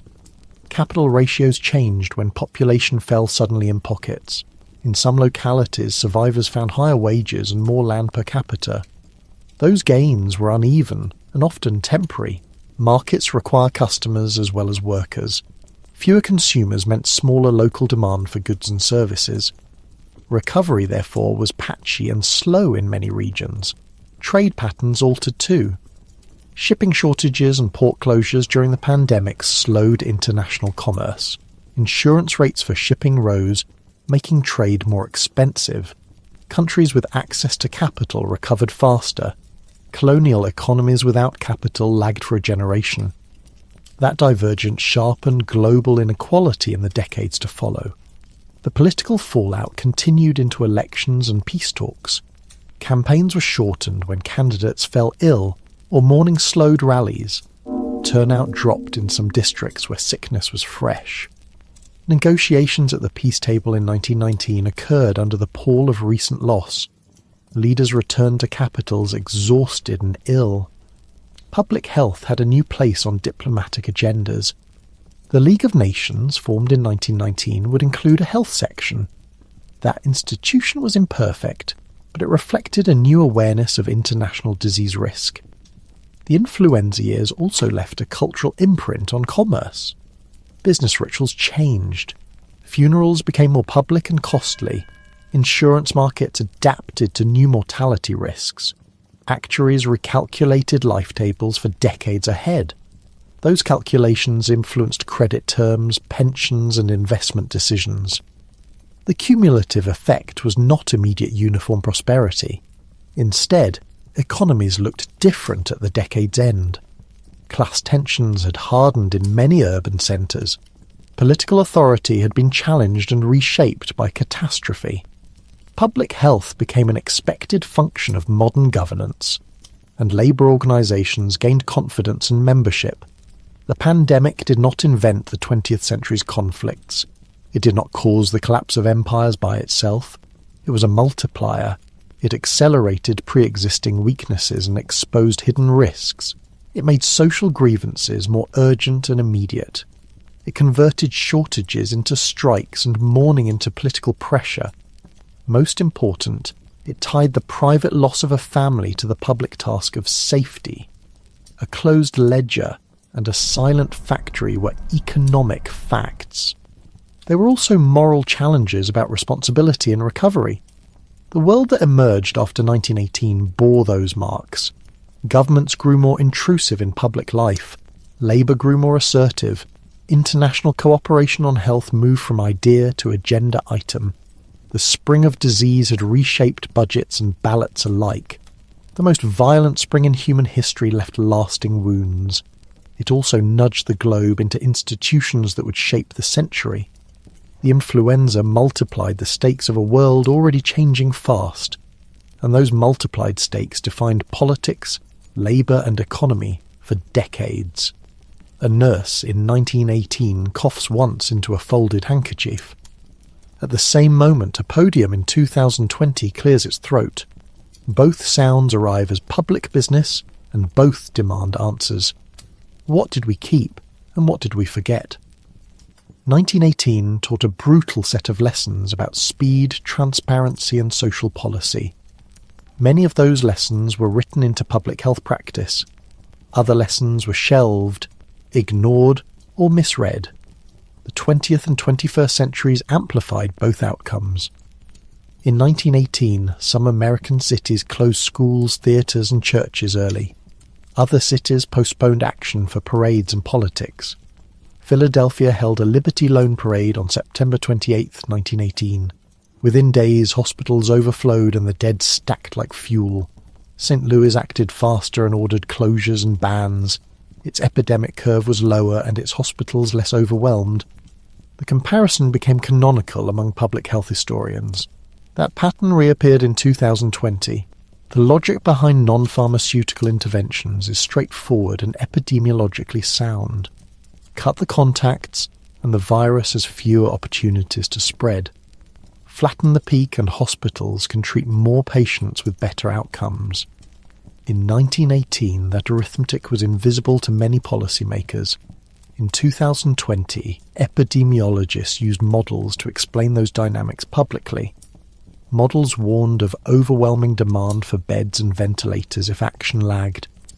Hospitals bought time when communities accepted strict restrictions for weeks. Critical care medicine matured across the 20th century. Intensive care units with ventilators saved many lives in 2020. But ventilators are not a panacea for overwhelmed systems. Oxygen, staffing and trained nurses matter as much as machines. Nursing shortages amplified mortality in both historical and modern waves.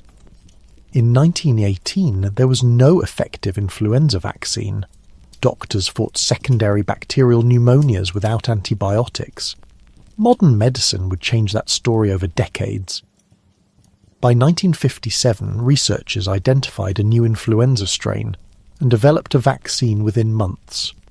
The 1968 pandemic followed a similar pattern with a faster vaccine response. 2009's H1N1 arrived in younger populations, yet vaccines appeared within months.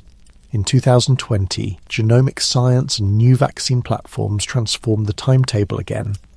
Scientists published the virus's genome in weeks, and vaccine candidates followed rapidly. Within months, companies began large-scale manufacturing and trials. By the end of that year, vaccines were available to millions. The time between first case and mass immunization collapsed dramatically. Yet vaccines alone never solved the problem. Manufacturing, distribution, and public acceptance determined their real impact. Surveillance matured across the 20th century into coordinated global networks. Countries shared virus samples to monitor changes and plan vaccines. In 2020, genomic sequencing allowed scientists to follow viral evolution in real time. That capability did not erase old weaknesses. Many nations lacked laboratory capacity and rapid reporting systems. Surveillance is only useful when decision-makers act on the data. In 1918, censorship hid the scale of the outbreak in combatant nations. Spain's neutral press reported openly, and gained the pandemic's name. Opacity undermined public trust then, and misinformation does the same now. In 2020, social media amplified false remedies and conspiracy theories. Science moved fast. Messages about masks and vaccines, however, sometimes contradicted themselves. Those contradictions cost time and cost lives.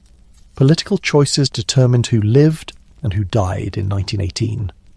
American Samoa closed its harbour and recorded no influenza deaths. Western Samoa permitted ships to land and suffered a catastrophic mortality. The contrast is a blunt lesson about quarantine and governance. A century later, rich countries bought early vaccine supplies in 2020. Low-income countries received doses months later, prolonging the global crisis. Within rich countries, race and class shaped exposure and outcomes. Essential workers, often poorly paid, faced the highest risks. Large-scale vaccine manufacture requires plants, preservatives, and global supply chains. Cold chain logistics proved a decisive bottleneck for some vaccine platforms. mRNA vaccines required ultra-cold storage in early months of rollout. That reality shaped who could be vaccinated quickly and where. COVAX and other mechanisms tried to distribute doses equitably across nations. Political leverage and purchasing power often outcompeted those mechanisms in practice. Information pathways transformed in 1 century, but the challenge remained the same. Newspapers and telegraph lines once set the public conversation. Now social platforms amplify emotion and reward outrage, not nuance. Health authorities must learn rapid digital engagement alongside traditional reporting. Transparent sharing of data, uncertainty, and mistakes builds lasting credibility. The Asian influenza of 1957 killed millions worldwide, but benefited from a rapid vaccine. The 1968 Hong Kong strain similarly spread, but caused fewer deaths partly due to prior immunity. Those episodes taught that pathogen ecology and previous exposure shape who falls ill. Antibiotics and modern critical care lowered some risks in later decades. Yet each new virus arrives with fresh uncertainty. Pandemics reveal the infrastructures that fail communities under pressure. Poor housing, crowded workplaces, and lack of paid leave translate into higher infection rates. Public health interventions must include social supports that make compliance possible and fair. Tax policy, unemployment insurance, and childcare all affect epidemic trajectories. Those are political choices with measurable public health consequences. A further lesson is the cost of long-term illness after infection. Long sequelae can burden economies and health systems for years. Measuring long-term outcomes became a priority in 2020. Mayors, school boards, and local health officers often carried the weight of decisions. Local action could save lives even when national leadership faltered. Community organisations and faith institutions amplified public health messages effectively in many places. Trust at the neighbourhood level translated into better testing uptake and vaccine acceptance. 1918 was quickly followed by a desire to return to normal. That impulse encouraged forgetting and myth-making about the pandemic's lessons. For a century, many assumed such catastrophe could not recur. 2020 disproved that complacency. Recent experience revealed institutional resilience where investment existed, and fragility where it did not. The final political question is whether societies will fund prevention rather than scramble during crisis. The first lesson is old and stubborn. Act early and decisively to cut transmission and spare hospitals. Delay multiplies cases into crises. Second, transparency builds trust and improves compliance. Silence and spin open space for rumours and panic. Third, the scientific toolbox now includes vaccines, antivirals, and sequence surveillance. Investment in research before a crisis shortens response time dramatically. Fourth, social policy matters for survival as much as medicine does. Paid sick leave, unemployment support, and safe workplaces reduce exposure. October 1918. Hospitals filled, loved ones vanished, policy choices sealed fates. March 2020. Borders closed, laboratories raced.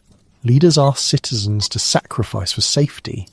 Science now can design a vaccine in weeks, but delivery depends on public policy. One cannot claim to have learned 1918 unless actions protect the vulnerable. The technological toolkit expanded. The moral test remained. The final lesson is simple and bitter. Scientific progress reduces time, but it does not shoulder responsibility. Who gets protection depends on governance and solidarity. Vaccines are tools. Policy makes them equitable. History warns and history instructs. Preparedness requires sustained funding, clear legal frameworks, and international cooperative agreements. Stockpiles, surge capacity, and workforce training protect communities when crises arrive. Equal access to healthcare and vaccines is a deliberate policy choice. Epidemics test national character by revealing how societies value all their members. Remembering does not suffice. Institutional memory must guide budgets and lawmaking. The science grew. The choice to share and protect must follow. Human choices still decide the scale of any pandemic's toll today. A child crouches before a small bronze plaque on a courthouse wall. They trace the faint letters with a fingertip and frown. Why don't we learn more about this? No plaque explains the piled sheets, the hastily dug graves, the midnight phone calls. The plaque is a gap where a story should be. This gap is not accidental. It was shaped by choices after the war. Those choices decided who would be publicly mourned and who would fade. World War I filled the public square with monuments and rituals. Armies clasped victory banners, and cities built columned memorials in the 1920s.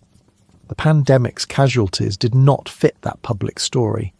Grief at home was private and messy and not easily commemorated. Governments and press wanted focus on valour, not on breakdowns and failures. Censorship during the war had already trained officials to hide bad news. After the armistice, silence about the flu felt safer than explanation. This silence hardened into cultural amnesia. Historians now call it the forgotten pandemic. The phrase captures the odd mismatch between death and memory. Tens of millions died worldwide, but the public rituals remembered mostly soldiers. Families became the archive of loss, not the state or the monuments. That private archive was fragile. Letters were burned, diaries abandoned, memories compressed into short complaints. Doctors wrote memos and then returned to other crises. City registrars recorded deaths in columns that were seldom studied later. Graves were marked with temporary wooden crosses that rotted over years. Municipal memory favoured monuments to heroism and victory. Public education rarely mentioned widespread sickness or community failure. Silence had a practical effect. Lessons about basic public health infrastructure did not become law everywhere. Where memory stayed thin, so did funding for public hospitals and nurses. That lack of investment mattered when later outbreaks arrived. Still, the pandemic left a quieter institutional legacy. Scientists and public health officials could not ignore the scale of the failure. Research into respiratory disease funding increased in the 1920s and 1930s. By 1933, scientists isolated the human influenza virus. 1933. Isolation of the virus began a new era of virology and vaccine science. Laboratories multiplied, trained technicians spread across countries, and reporting systems improved. International cooperation also gained traction in the 1920s. The League of Nations created a health section to coordinate studies and surveillance. That body later influenced the design of the World Health Organization. Public health budgets rose in many countries through the interwar years. The Rockefeller Foundation and other philanthropies underwrote new laboratories and programs. Those investments mattered when later influenza strains emerged. Still, policy change was uneven and patchy. Much depended on what communities chose to remember. Some towns set small plaques where waves of fever had once passed. Those plaques often sat under ivy and municipal files. In rare places, citizens later built dedicated memorials for influenza victims. But these sites were the exception, not the rule. Academic attention returned slowly across decades. The first sustained wave of modern scholarship came in the 1980s. Alfred Crosby's work gave the pandemic a name and a place in history. His title, America's Forgotten Pandemic, captured public attention in the late 20th century. John Barry's later book reached a wider audience in 2004. His narrative connected medical failure to political choices and cultural amnesia. Scientific reconstruction and modern virology further revived interest in the virus.